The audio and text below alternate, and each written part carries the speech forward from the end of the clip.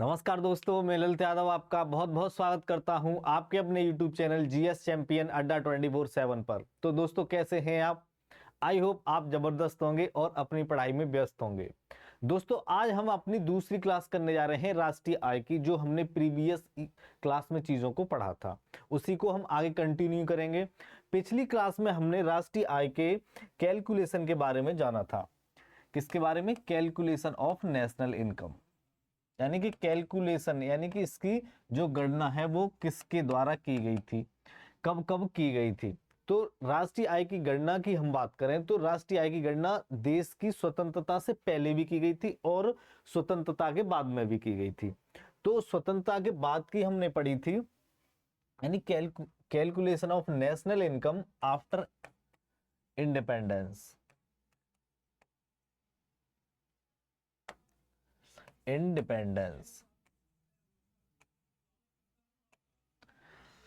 यानी कि इंडिपेंडेंस के, यानी कि आजादी के बाद में, स्वतंत्रता के बाद में राष्ट्रीय आय की गणना के बारे में हमने पढ़ा था। ठीक है, स्वतंत्रता के बाद राष्ट्रीय आय की गणना किसने की थी, ये मैंने आपको बताया था। राष्ट्रीय आय की गणना, राष्ट्रीय आय की गणना स्वतंत्रता से पहले किसने की थी? सबसे पहले की थी दादा भाई नौरोजी ने। उसके बाद किसने की थी? उसके बाद की थी फिंडलिस राज ने। फिंडलिस राज के बाद में किसने की थी? BKRB राव ने। ये स्वतंत्रता से पहले की बात है। स्वतंत्रता से अगर बाद की मैं बात करूं तो ये राष्ट्रीय आय समिति ने की थी। किसने की थी? राष्ट्रीय आय समिति, जो मैंने आपको बताई थी, राष्ट्रीय आय समिति। राष्ट्रीय आय समिति कब की थी? राष्ट्रीय आय समिति ने कैलकुलेशन कब की थी? 1949, यानी अगस्त 1949। ठीक है, अगस्त 1949 में की थी। इसमें एक अध्यक्ष भी थे।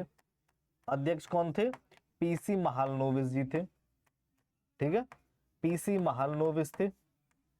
और इसमें दो अन्य सदस्य भी थे। दो अन्य सदस्य कौन से थे? दो अन्य सदस्य और थे।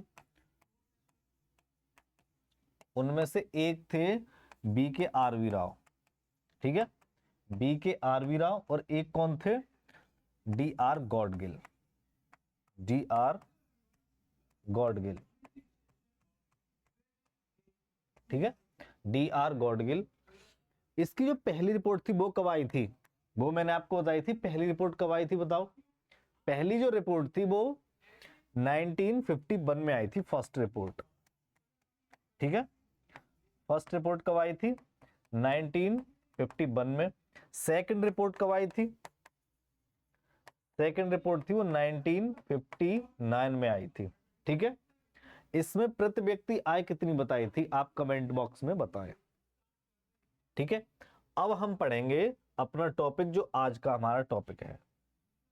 यहां तक हमने चीजों को पढ़ लिया था, चीजों को यहां तक हमने समझ लिया था अच्छे से।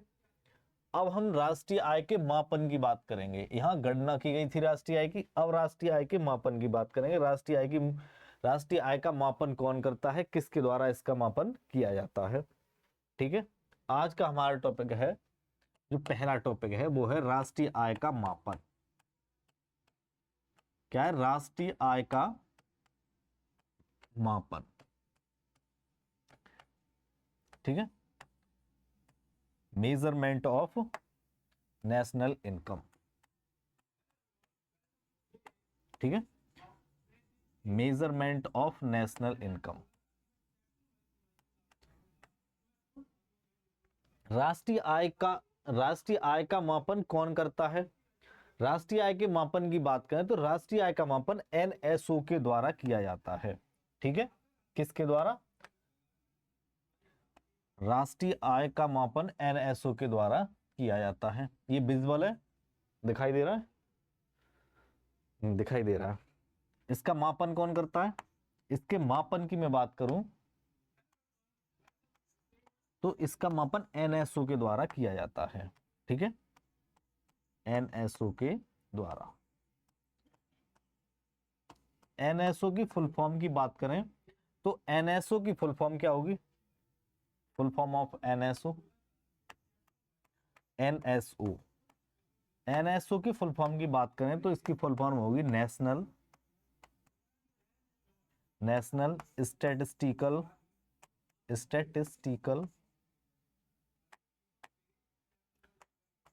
Statistical office.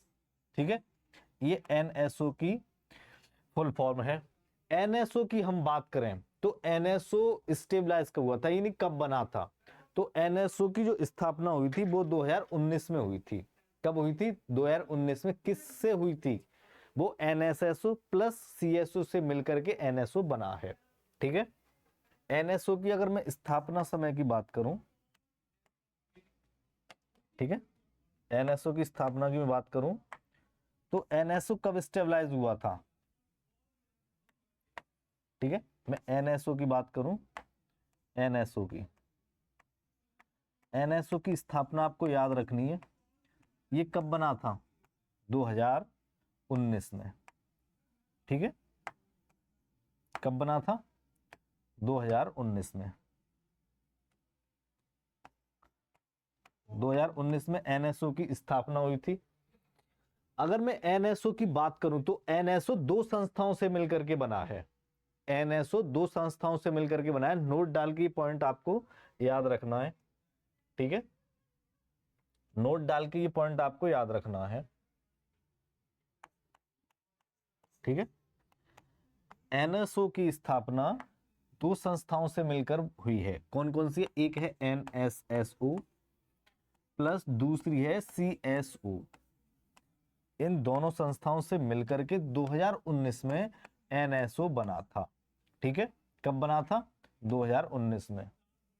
2019 में NSO बना था। NSSO प्लस CSO से मिलकर के बना था। ठीक है, अगर इन संस्थाओं की बात की जाए तो इन संस्थाओं की बात करें हम तो NSSO की फुल फॉर्म क्या होगी?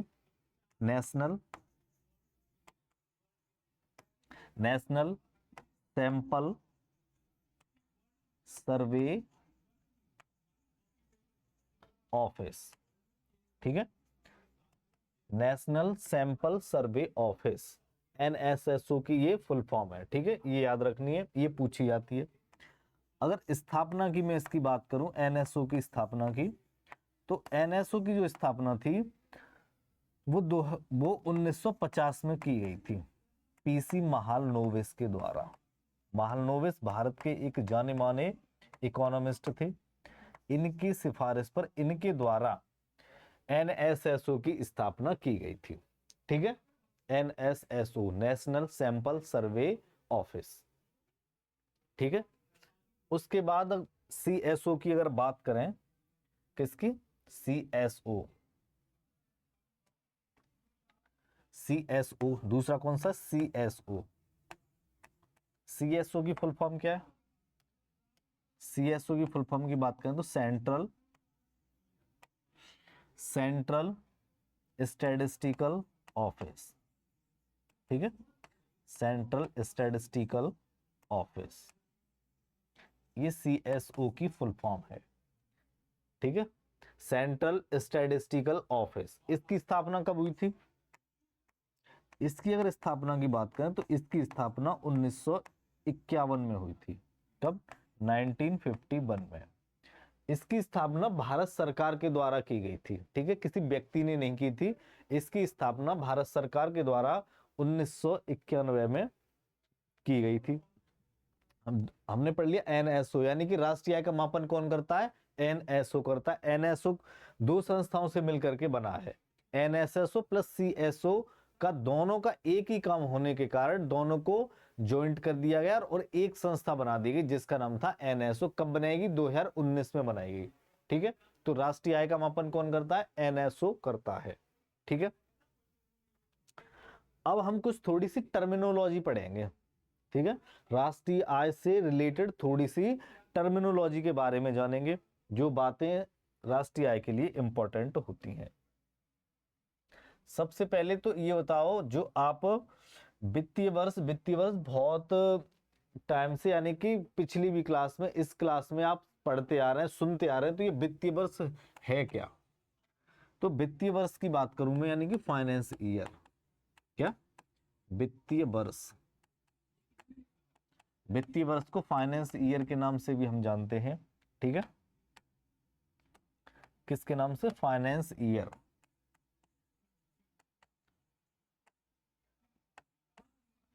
Finance year. अब ये फाइनेंस ईयर क्या होता है? वित्तीय वर्ष, यानी कि जो राष्ट्रीय आय है, राष्ट्रीय आय का एक, राष्ट्रीय आय यानी कि एक साल की आय का ये टेन्योर होता है, जो 1 अप्रैल से शुरू होता है और 31 मार्च तक चलता है, ठीक है। क्या है? 1 अप्रैल से लेकर के 31 मार्च तक का समय है, ठीक है। कितना समय? यानी कि 1 अप्रैल से लेकर के 1 अप्रैल से 31 मार्च, 1 अप्रैल से 31 मार्च के बीच का समय, इसके बीच का जो समय है, बीच का समय वित्तीय वर्ष कहलाता है, ठीक है। वित्त वर्ष समझ में आ गया। एक शब्द है मध्यवर्ती वस्तुएं। क्या? मध्यवर्ती वस्तुएं।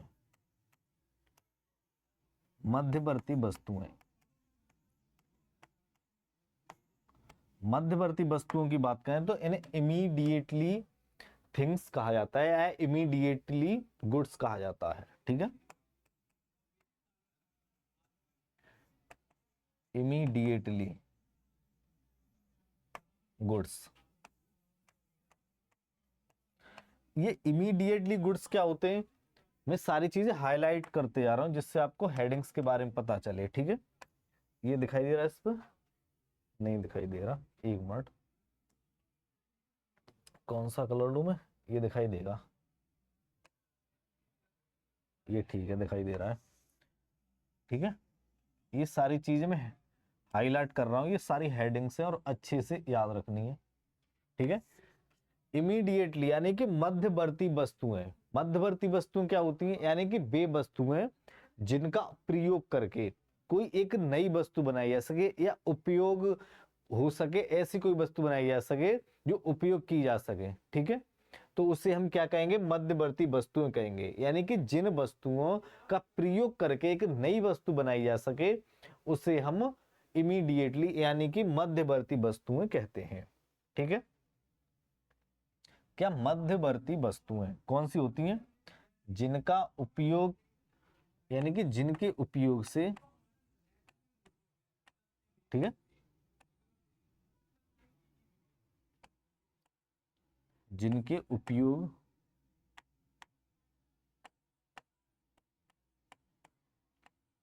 जिनके उपयोग से एक नई वस्तु बनाई जा सके, जिनके उपयोग से एक नई वस्तु बनाई जा सके,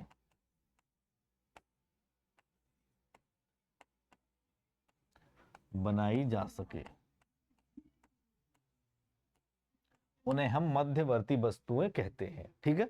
यानी कि जो वस्तुएं, यानी कि ऐसी वस्तु जिनसे हम एक नई चीज बना सकते हैं उन्हें हम मध्यवर्ती वस्तुएं कहते हैं, ठीक है। जैसे एग्जाम्पल की मैं बात करूं तो जैसे क्या हो गया? जैसे लोहा हो गया, तो लोहे के उपयोग से हम कार बना सकते हैं। क्या? लोहे का उपयोग करके यानी कि जिनके उपयोग से एक नई वस्तु बनाई जा सके वो मध्यवर्ती वस्तुएं कहलाती हैं। जैसे लोहा हो गया, तो लोहे का प्रयोग करके हम कार बना सकते हैं। लोहे के प्रयोग से कार बना सकते हैं, तो लोहा क्या होगा? लोहा क्या होगा? मध्यवर्ती वस्तु होगा। जैसे जैसे मैं बात करूं, जैसे मैंने मान लो लकड़ी ले ली। क्या? लकड़ी। तो लकड़ी से मैंने फर्नीचर बना दिया, ठीक है। लकड़ी से मैंने फर्नीचर बना दिया, तो लकड़ी से फर्नीचर तो बन गया, तो फर्नीचर से कोई नई चीज तो नहीं बन सकती, तो फर्नीचर सिर्फ उपयोग किया जाएगा, फर्नीचर से कोई नई चीज नहीं बनेगी ना। फर्नीचर से कोई नई चीज नहीं बनती, लकड़ी से फर्नीचर बनेगा। तो एक चीज से यानी कि एक चीज के उपयोग से नई चीज बन जाए वो मध्यवर्ती वस्तु कहलाती है। तो लकड़ी यहाँ किसका काम कर रही है? मध्यवर्ती वस्तु का। लकड़ी क्या हुई? मध्यवर्ती वस्तु। जैसे और मैं बात करूं, जैसे मैंने मान लो गन्ना ले लिया। क्या ले लिया? गन्ना।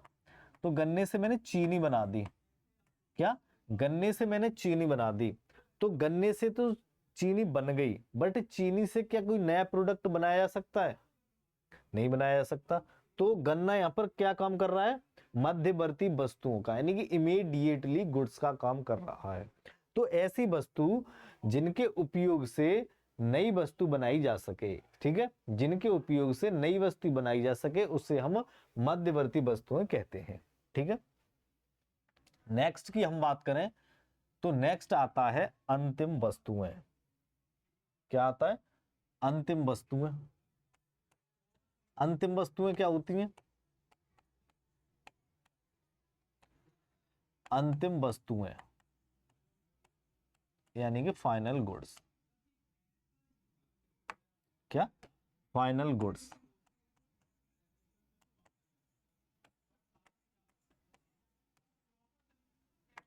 फाइनल गुड्स की बात करें तो वो वस्तुएं जो बिक्री के लिए बाजार में तैयार होती हैं, उन्हें हम क्या बोलते हैं? अंतिम वस्तुएं बोलते हैं। ठीक है।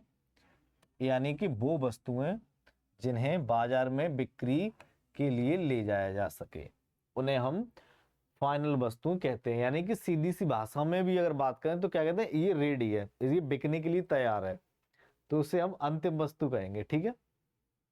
विजिबल है ये कलर? ब्लू कलर विजिबल है?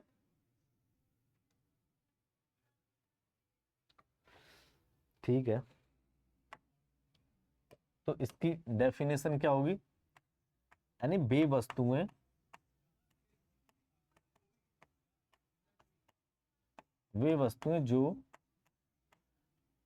जो बिक्री के लिए, वे वस्तुएं जो बिक्री के लिए उपलब्ध हैं। ठीक है। बिक्री के लिए उपलब्ध हैं।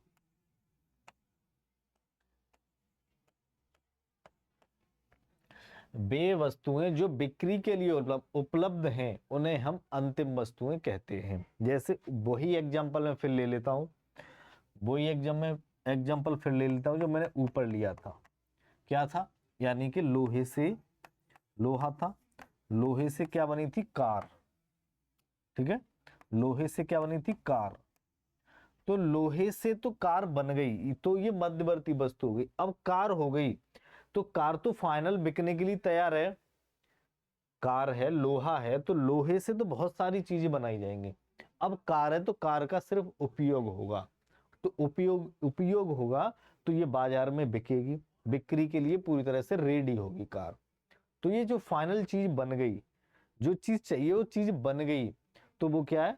अंतिम वस्तु, यानी फाइनल गुड्स। ठीक है। तो कार यहाँ क्या है? अंतिम वस्तु। ठीक है। ये चीज समझ में आई आपके? एक और नया शब्द है, उसके बारे में हम जानेंगे। एक और नया शब्द है उत्पादन। ठीक है। क्या है? उत्पादन। उत्पादन। सर ये उत्पादन क्या होता है? बहुत सी कंफ्यूजन आपको रहती हुई। उत्पादन यानी कि प्रोडक्शन। क्या? प्रोडक्शन। प्रोडक्शन की बात करें तो ये दो तरह का होता है। एक तो घरेलू उत्पादन होता है और एक राष्ट्रीय उत्पादन होता है। ठीक है। एक होता है घरेलू उत्पादन और एक होता है राष्ट्रीय उत्पादन। घरेलू उत्पादन की बात करें तो वो उत्पादन, कौन सा उत्पादन? घरेलू उत्पादन पहला। घरेलू उत्पादन। घरेलू उत्पादन है डोमेस्टिक प्रोडक्शन। घरेलू उत्पादन है वो उत्पादन जो देश की सीमा के भीतर, अपने राज्य की सीमा के भीतर, अपने देश की सीमा के भीतर जहां भी उत्पादन हो रहा है उसकी सीमा के अंदर, तो मैं यहां देश की बात कर रहा हूं, तो अपने देश की सीमा के अंदर देशवासियों के द्वारा और विदेशवासियों के द्वारा अपने देश में जो उत्पादन होता है उसे हम घरेलू उत्पादन कहते हैं। ठीक है, यानी कि देश के लोगों के द्वारा और विदेश के लोगों के द्वारा अपने देश में जो उत्पादन होता है उसे हम घरेलू उत्पादन कहते हैं। ठीक है, क्या देश के लोगों के द्वारा और विदेश के लोगों के द्वारा अपने देश में, ठीक है, तो क्या होगी इसकी डेफिनेशन, यानी कि देश की सीमा के भीतर, देश की सीमा के भीतर, देश की सीमा के भीतर भारतीयों के द्वारा, क्या, भारतीयों के द्वारा, भारतीयों के द्वारा, भारतीयों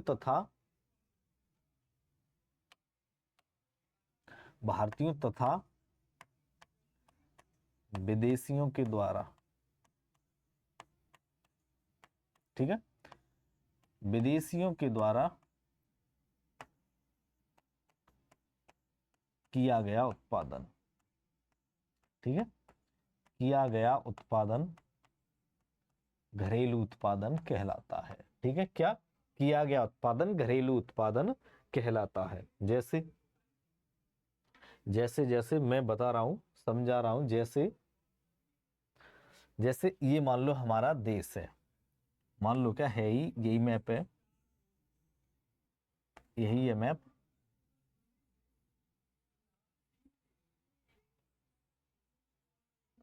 ये हमारा मैप है भारत का।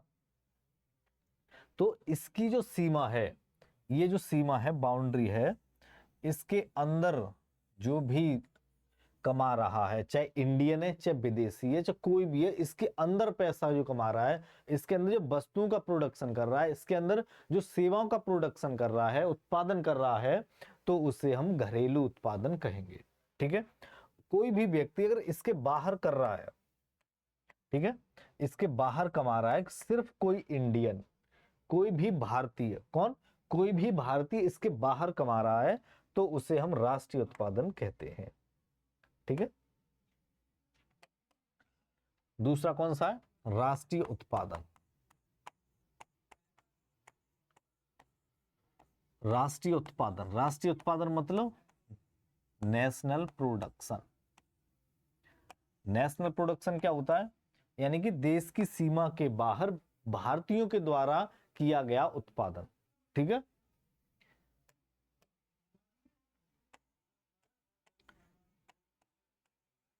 देश की सीमा के बाहर, देश की सीमा के बाहर भारतीयों के द्वारा, ठीक है, भारतीयों के द्वारा किया गया उत्पादन, किया गया उत्पादन क्या कहलाता है, राष्ट्रीय उत्पादन कहलाता है। ये बात आपको याद रखनी है, यानी कि भारतीय लोगों के द्वारा भारत के बाहर जो पैसा कमाया जा रहा है वो क्या कहलाएगा, राष्ट्रीय उत्पादन कहलाएगा। ठीक है, ठीक है, ये चीजें आपको समझ में आई होंगी। अब हम पढ़ेंगे राष्ट्रीय आय की अवधारणाओं के बारे में, यानी कि पैसा कैसे कमाया जाता है, कैसे जीडीपी को मापा जाता है, कैसे एनडीपी को निकाला जाता है, इन सब के बारे में हम जानेंगे। ठीक है, राष्ट्रीय आय की अवधारणाओं के बारे में।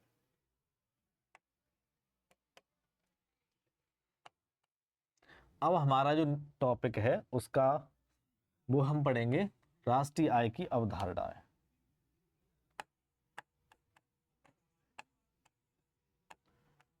राष्ट्रीय आय की अवधारणाएं, जिसमें हम पढ़ेंगे जीडीपी, जीएनपी, एनडीपी और एनएनपी। ठीक है, यानी एग्रीगेट्स, क्या,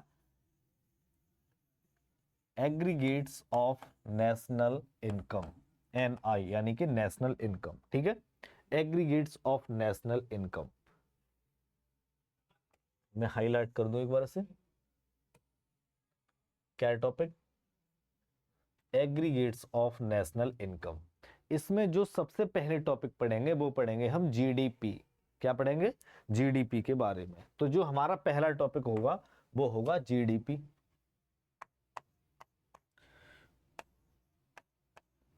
जीडीपी, जीडीपी की फुल फॉर्म की मैं बात करूं तो इसकी फुल फॉर्म क्या होती है? ग्रॉस डोमेस्टिक, क्या? Gross domestic product. क्या होती है? Gross domestic product. इसे हिंदी में क्या कहते हैं? जीडीपी को हिंदी में क्या बोलते हैं? हिंदी की मैं बात करूं तो हिंदी में से सकल घरेलू उत्पाद के नाम से जानते हैं। ठीक है, जीडीपी की फुल फॉर्म आपको याद रखनी है और इसे हिंदी में ही पता होना चाहिए। हिंदी में क्या बोलते हैं? सकल घरेलू उत्पाद। ठीक है, सकल घरेलू उत्पाद। तो हम जानेंगे जीडीपी के बारे में।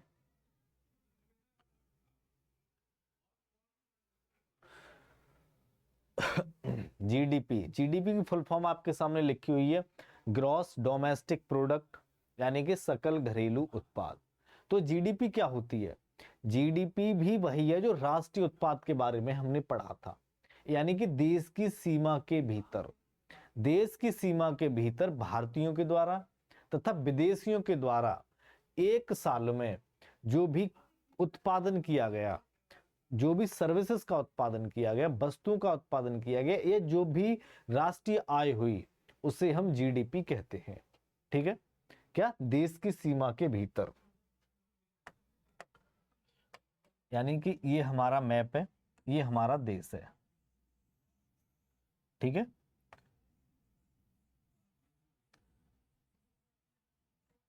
ये हमारा देश है। इसकी सीमा के भीतर, कौन सी सीमा? आर्थिक सीमा के भीतर। आर्थिक सीमा कौन सी होती है? ये क्या होती है? भौतिक सीमा। ये तो भौतिक सीमा हो गई। आर्थिक सीमा कौन सी होती है? ये वाली जो सीमा, जो समुद्री सीमा होती है किसी भी देश की, किसी भी देश की जो किसी भी देश की जो समुद्री सीमा होती है उसे हम आर्थिक सीमा बोलते हैं। तो भारत की आर्थिक सीमा के अंदर भारतीयों के द्वारा तथा विदेशियों के द्वारा कुल उत्पादन किया गया है एक साल में, उसे हम जीडीपी कहेंगे। ठीक है, यानी कि समुद्र वाली जो सीमा होती है उसे हम आर्थिक सीमा कहते हैं। ये कितने अंदर तक होती है? ये 200 नॉटिकल तक। कितने? 200 नॉटिकल तक जो होती है उसे हम आर्थिक सीमा कहते हैं। ठीक है, ये क्या? आर्थिक सीमा। और ये कौन सी है? ये है भौतिक सीमा। तो अब याद रखना है कि कहां तक? आर्थिक सीमा याद रखनी है आपको। आर्थिक सीमा तक कोई भी उत्पादन हो रहा है, देशवासियों के द्वारा किया जा रहा है या विदेशियों के द्वारा किया जा रहा है, तो वो जीडीपी कहलाएगा। 200 नॉटिकल तक कोई भी चीज मिलती है समुद्र में तो वो भारत की जीडीपी में काउंट की जाएगी। कोई भी मछली मिल गई या कोई भी डीजल के बारे में कुछ सोर्स मिल रहे हैं, पेट्रोल या गैस वगैरह, कुछ भी चीज जो मिल रही है समुद्र में वो भारत की जीडीपी में काउंट की जाएगी, समुद्र में 200 नॉटिकल तक। ठीक है, तो जीडीपी क्या होती है? जीडीपी की डेफिनेशन क्या होगी? जीडीपी की डेफिनेशन की बात करूं तो डेफिनेशन क्या होगी? यानी कि एक वित्तीय वर्ष में, क्या? एक वित्तीय वर्ष में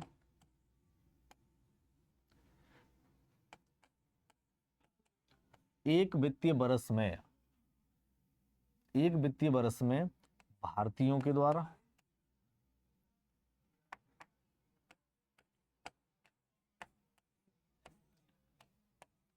भारतीयों के द्वारा ठीक है, भारतीयों के भारतीय एक मिनट,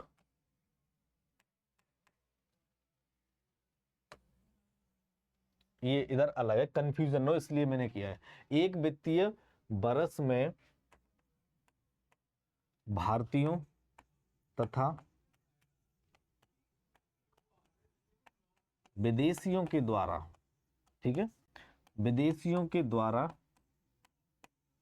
किया गया उत्पादन, किया गया उत्पादन, किया गया उत्पादन जीडीपी कहलाती है। ठीक है,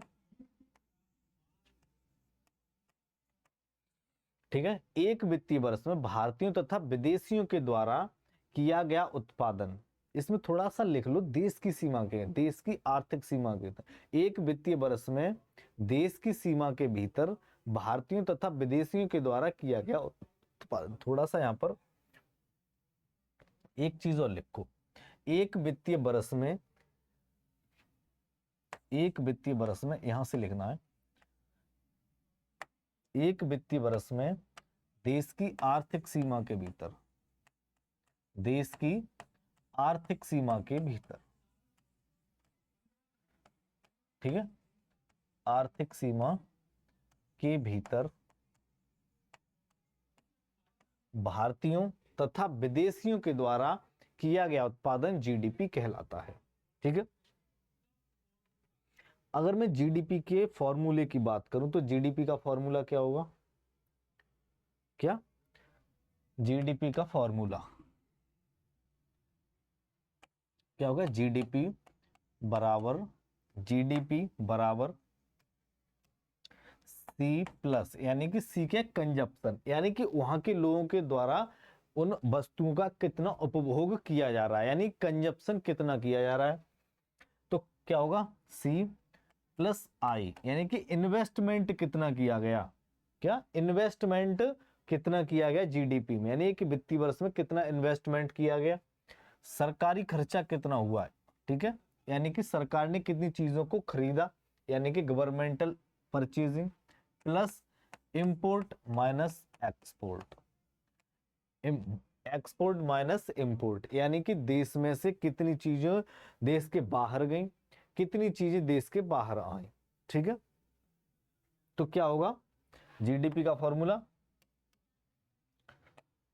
सी प्लस आई प्लस जी प्लस इंपोर्ट माइनस एक्सपोर्ट। ठीक है, प्लस इंपोर्ट माइनस एक्सपोर्ट।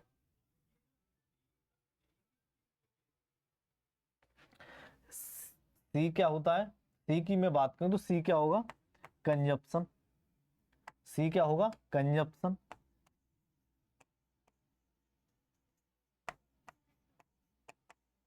सी क्या होगा? कंजप्शन। ठीक है, आई क्या होगा? इन्वेस्टमेंट। आई फॉर क्या होगा? इन्वेस्टमेंट, यानी कि कितना इन्वेस्टमेंट हुआ, इन्वेस्टमेंट यानी कि निवेश, जिसे हम निवेश बोलते हैं। कंजप्शन को क्या बोलते हैं हम? उपभोग, यानी कि चीजों को कितना लोगों ने उपभोग किया, कितना अपने ऊपर चीजों का इन्वेस्टमेंट किया। जी फॉर क्या होता है? गवर्नमेंटल परचेजिंग, यानी कि सरकार के द्वारा की गई खरीद। ठीक है, गवर्नमेंट परचेज। ठीक है, यानी कि सरकारी खरीद, सरकारी खरीद। ठीक है, जी फॉर गवर्नमेंट परचेजिंग, यानी सरकार के द्वारा की गई खरीद।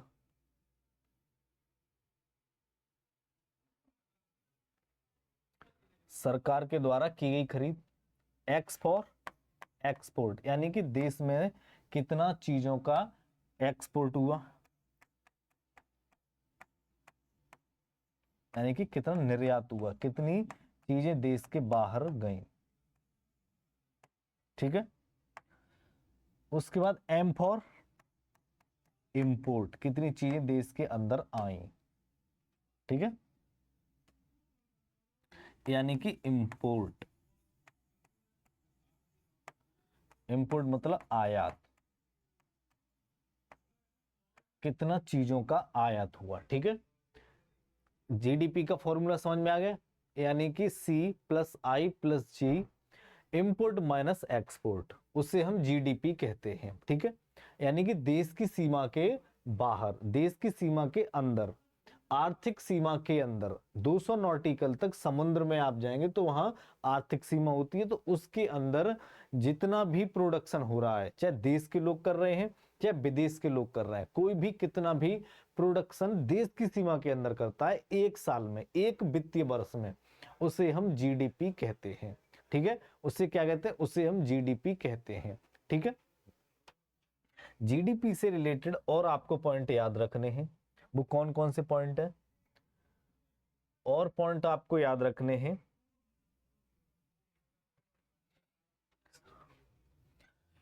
नोट डाल के लिखना है, नोट नहीं लिखना है, ऐसे ही लिखना है। अब हम पढ़ेंगे जीडीपी के टाइप। ठीक है, जीडीपी के प्रकार, टाइप्स ऑफ जीडीपी। क्या पढ़ेंगे? Types of GDP. जीडीपी की बात करें तो ये मेनली दो तरह की होती है। कौन कौन सी दो तरह की होती है? सबसे पहले आती है रियल जीडीपी। पहली कौन सी आती है? रियल जीडीपी, जैसे हम बोलते हैं वास्तविक जीडीपी। क्या बोलते हैं? वास्तविक जीडीपी, जिसे हम बोलते हैं वास्तविक जीडीपी। वास्तविक जीडीपी क्या होती है? वास्तविक जीडीपी की बात करें तो जब किसी भी देश की जो जीडीपी होती है वो एक आधार वर्ष पर काउंट की जाती है, फाइनेंस ईयर पर काउंट की जाती है, तो उसे हम रियल जीडीपी कहते हैं। ठीक है, यानी कि आधार वर्ष मान लिया था किसी भी साल को। मान लो इस साल का प्रोडक्शन हो रहा है और हमें काउंट करना है, तो हम किसी एक अच्छे से साल को अपना आधार वर्ष मान लेंगे, उसके आधार पर अपने यहाँ की जो प्रोडक्शन है कित हो रहा है उसकी वैल्यू को मान लेते हैं। कितना प्रोडक्शन हो रहा है, उस टाइम कितना हुआ था, आज कितना हो रहा है, उस समय पैसे कितने किसके कितने पैसे थे, आज किसके कितने पैसे, तो उन सारी चीजों को उस आधार वर्ष पर काउंट कर लिया जाता है, तो उसे हम रियल जीडीपी कहते हैं। ठीक है, अब सर ये आधार वर्ष क्या होता है? आधार वर्ष एक ऐसा वर्ष होता है जहां पर कोई भी इकोनॉमी का संकट ना आया हो, कोई भी मान लो भूकंप जैसी स्थिति ना आई हो, एक चीज एक तरह से मतलब सामान्य साल, यानी बहुत अच्छा गुजरा हो, न पैसे की कोई प्रॉब्लम आई हो, न रुपया गिर रहा हो, न कोई बैंकरप्ट हो रहा हो, न कोरोना ऐसी कोई स्थिति आ रही हो, न देश में कोई अलग तरह की स्थिति आ रही हो जिससे देश की इकोनॉमी पर कुछ प्रभाव पड़े या देश की इकोनॉमी क्षतिग्रस्त हो, तो ऐसी कोई साल जो बहुत अच्छी गुजरी हो उससे हम अपना आधार वर्ष मान लेते हैं। ठीक है, तो ये वर्तमान में आधार वर्ष है वो 2022-23 है, तो उस पर हमारी चीजें काउंट हो रही हैं। तो हमारी जो जीडीपी है उससे हम मापेंगे, मापते हैं, मापेंगे और मापते हैं, तो वो एक आधार वर्ष पर मापते हैं। तो अभी जो मापी जाएगी वो 2022-23 के आधार पर वस्तु एवं सेवाओं की चीजों को मापा जाता है, तो उसे हम रियल जीडीपी कहते हैं। ठीक है, तो क्या कहते हैं हम उसे? Real GDP. रियल जीडीपी क्या होती है? जब वस्तु एवं सेवाओं के मूल्यों को एक आधार वर्ष पर मापा जाता है। ठीक है, जब वस्तु एवं सेवाओं के मूल्यों को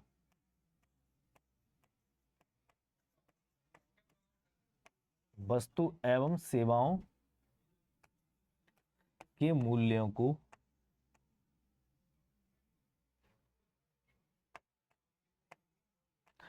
जब वस्तु एवं सेवाओं के मूल्यों को एक आधार वर्ष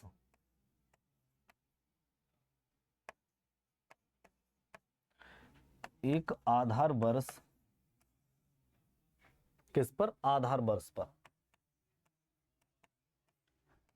आधार वर्ष पर मापा जाता है। क्या मापा जाता है? उसे हम रियल जीडीपी कहते हैं। ठीक है, वर्तमान में आधार वर्ष कौन सा है? 2022-23 आधार वर्ष है, ये याद रखना।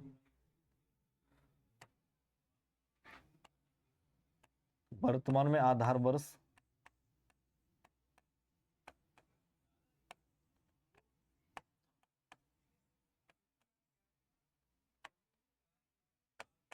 वर्तमान आधार वर्ष कौन सा है? 2022-23। कौन सा है? 2022-23 वर्तमान में आधार वर्ष है जिस पर जीडीपी काउंट की जा रही है। ठीक है, ठीक है। अब जो हमारा है वो नेक्स्ट कौन सा है? दूसरा है नॉमिनल जीडीपी। नॉमिनल जीडीपी क्या होती है? नामात्र की जीडीपी। नामात्र से ही समझ में आ रहा होगा, यानी कि जब जीडीपी में जो वस्तुएं सेवाएं हैं उन्हें एक वर्तमान यानी कि चालू जो कीमतें होती हैं, जो चालू वर्ष है, चालू कीमतें हैं, उन पर काउंट किया जाता है, तो उसे हम नॉमिनल जीडीपी कहते हैं। ठीक है, क्या बोलते हैं? Nominal GDP. दूसरी कौन सी है? Nominal GDP. दूसरी कौन सी हमारी? Nominal GDP.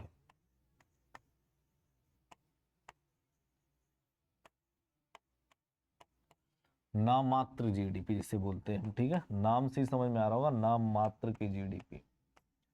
नाम मात्र जीडीपी। ठीक है, नाम मात्र जीडीपी क्या होती है? नाम मात्र जीडीपी की बात करें तो वो जीडीपी जिनके मूल्यों को वर्तमान मूल्यों पर मापा जाता है या चालू कीमत पर मापा जाता है, उसे हम नॉमिनल जीडीपी कहते हैं। ठीक है, क्या बोलते हैं? Nominal GDP. ठीक है, होगी तुम्हारी क्लास? अब यार मेरी लाइव क्लासेस सारे लाइव मुझे कर रखे हैं। लाइव क्लास हाँ। ये इधर शायद क्लास खत्म होने वाली।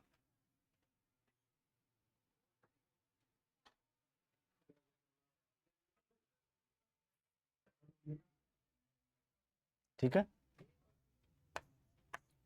क्या होगी डेफिनेशन? जब वस्तु एवं मिल गई,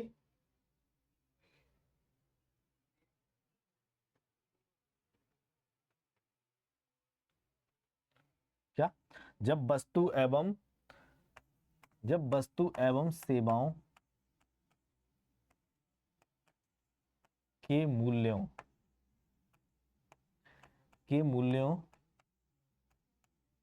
को चालू कीमत या चालू वर्ष पर मापा जाता है। चालू कीमतों लिखो, कीमत नहीं, कीमतों। चालू कीमतों पर मापा जाता है। ठीक है,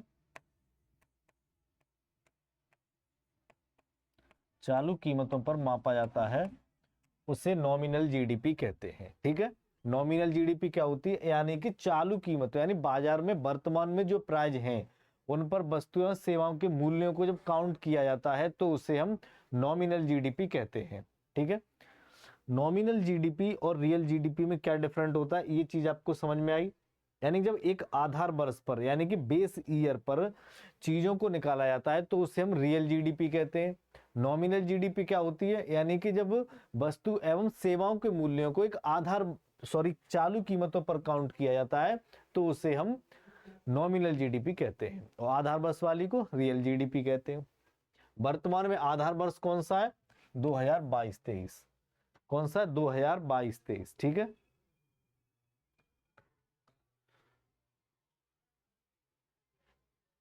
अब इससे रिलेटेड कुछ फैक्ट और लिखने हैं हमें, जीडीपी से रिलेटेड। नोट डाल के कुछ पॉइंट लिखने हैं, नोट डाल के कुछ पॉइंट लिखने हैं। कौन से पॉइंट लिखने हैं?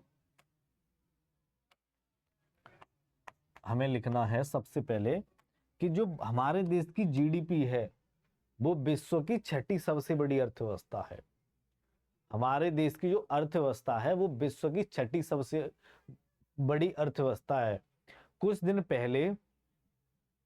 कुछ दिन पहले हमारे देश की जो जीडीपी थी वो चौथे स्थान तक आ गई थी, लेकिन अब ये वर्तमान में 6वें नंबर पर है। ठीक है, तो क्या लिखना है? भारत विश्व की छठी, यानी कि छठी, छठी लिख लो। भारत विश्व की छठी सबसे बड़ी अर्थव्यवस्था है, सबसे बड़ी अर्थव्यवस्था है। ठीक है,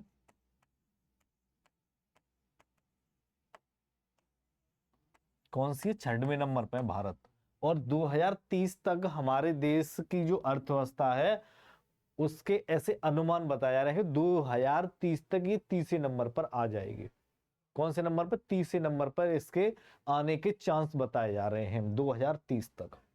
ठीक है, एक और पॉइंट लिखना है नोट डाल के ही, यानी कि एक और पॉइंट लिखना है। क्या पॉइंट लिखना है? यानी कि भारत है वो छठी सबसे बड़ी अर्थव्यवस्था है, और उसके साथ साथ आपको लिखना है जो जीडीपी होती है वो किसी भी देश की उत्पादक क्षमता बताती है। ठीक है, जीडीपी किसी भी देश की, ये एक पॉइंट याद रखना है। इससे क्या है कि पूरी जीडीपी समझ में आती है। जीडीपी किसी भी देश की उत्पादन क्षमता बताती है, उत्पादन क्षमता बताती है।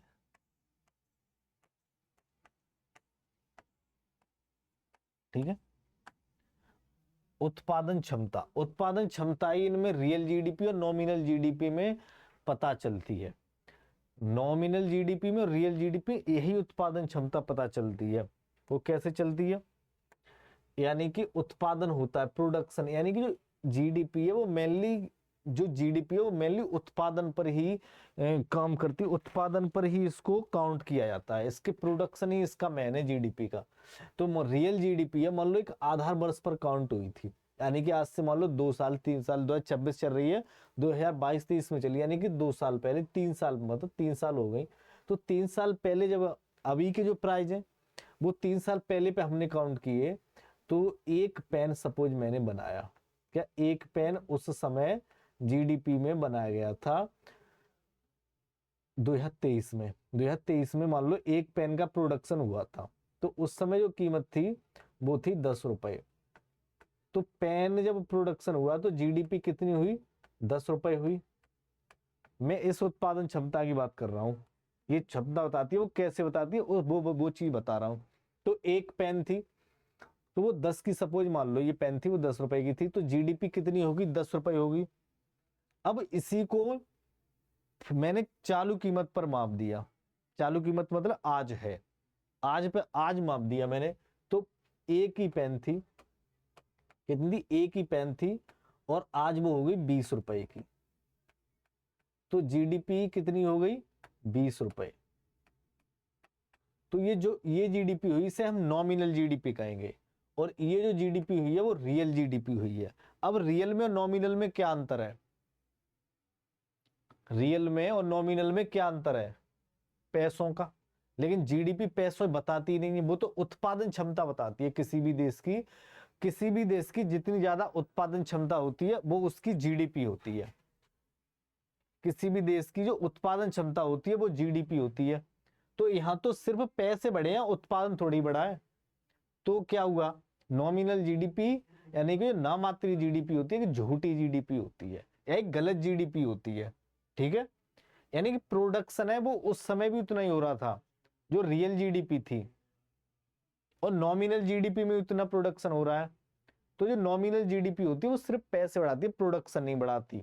और प्रोडक्शन नहीं बढ़ रहा है किसी भी देश में तो उसकी जीडीपी भी नहीं बढ़ेगी। ठीक है, तो क्या है, यहां पर 3 साल के बाद में भी, 3 साल के बाद में ही प्रोडक्शन नहीं बढ़ रहा है, तो क्या है, जीडीपी माइनस में जा रही है, एक तरह से माइनस ही। यानी कि 3 साल हो गए तब एक ही पेन तुमने बनाया था, और आज भी तुम 3 साल बाद एक ही पेन बना रहे हो, तो प्रोडक्शन कहाँ है तुम्हारा? बहुत कम है, जीडीपी बहुत कम है। तो जीडीपी में प्रोडक्शन कितना कर रहे हो तुमने 2 साल पहले 1 क्विंटल गेहूं उगाए, और आज भी तुम 1 क्विंटल गेहूं उगा रहे हो, तो तुमने जीडीपी में क्या इजाफा कर लिया? जीडीपी में क्या इजाफा हो गया? यानी कि तुम 5 साल पहले 1 क्विंटल गेहूं उगा रहे थे और आज भी 1 क्विंटल उगा रहे हो। बात तो तब है जब तुमने 1 क्विंटल उस समय उगाए, आज तुम 5 क्विंटल उगा रहे हो तो जीडीपी में तुमने योगदान दिया है। ठीक है, तो यही होती है यानी कि क्षमता किसकी, प्रोडक्शन की, वो जीडीपी कहलाती है। Got it? आई होप चीजें समझ में आई होंगी। ठीक है, जीडीपी की एक और पॉइंट जीडीपी से रिलेटेड आपको याद रखना है, वो पॉइंट है जीडीपी। जीडीपी जो सबसे पहले थी वो साइमन कुजनेट्स नाम के एक इकोनॉमिस्ट हुए थे, अमेरिका के थे साइमन कुजनेट्स। इन्होंने जीडीपी के बारे में सबसे पहले एक्सप्लेनेशन की दिया था। क्या नाम था? Simon Kuznets.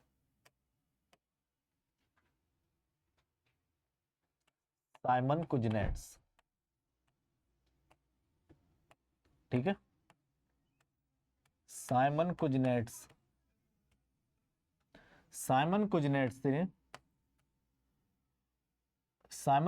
ने 1934 में जीडीपी को विकसित किया था। ठीक है,